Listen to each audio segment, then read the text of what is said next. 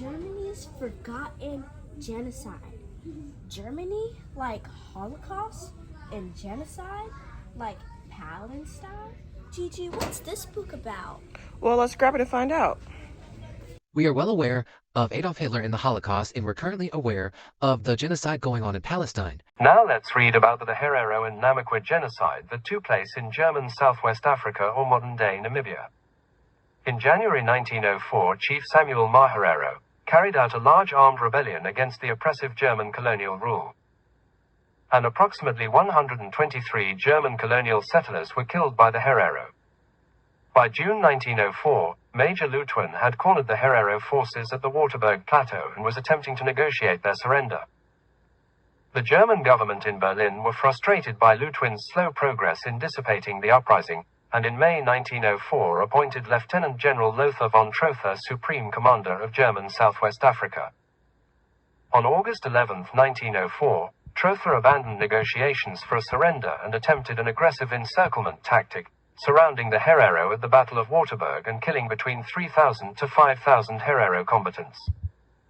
Yet, despite the brutal tactics of the Germans, most of the Herero managed to escape into the Omaheki Desert. On October 2, 1904, Trotha escalated the violence against the Herero in an order: within the German borders, every male Herero, armed or unarmed, will be shot to death. I will no longer take in women or children, but will drive them back to their people or have them fired at. These are my words to the Herero people. In November 1904, the German government in Berlin overturned General Trotha's inhumane execution order, and instead commanded that the surviving members of the Herero population be incarcerated in concentration camps, such as the Shark Island concentration camp. In 1905, the Namaqua people in the south also rose up against the German rule and engaged the colonizers in guerrilla warfare for the following 2 years. In total, by the end of the conflict on the 31st of March 1907, approximately 50,000 to 65,000 Herero and 10,000 Namaqua had been murdered by the German ruling forces. That was a very interesting story, but guess what? I found a Quiz Yourself video on the forgotten genocide. Welcome to Quiz Yourself. Are you ready for the first question? Number 1. How many Herero, Namaqua, Ban, and other tribes were estimated to have been affected by the massacre perpetrated by German forces between 1904 and 1907? The tribes directly affected by the Herero and the Namaqua and the Damara, the San and the Ogampo in present-day Namibia, also known as the German Southwest Africa. The conflict estimated in biological destruction of 80% of the Herero people and 60% of less populous Nama people, and significant losses also among the San and the others. Number 2. What was Major Lutwin's role in June 1904 regarding the Herero forces at the Waterberg Plateau? And what were the German government's sentiments towards his progress? Major Lutwin was a German force that had cornered the Herero forces at the Waterberg Plateau and was attempting to negotiate their surrender.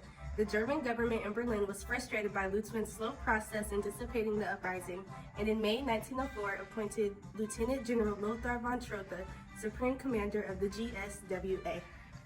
Number 3. When did Lieutenant General Lothar von Trotha assume the position of Supreme Commander in German Southwest Africa? And what significance does his arrival on June 11, 1904 hold in the context of the conflict?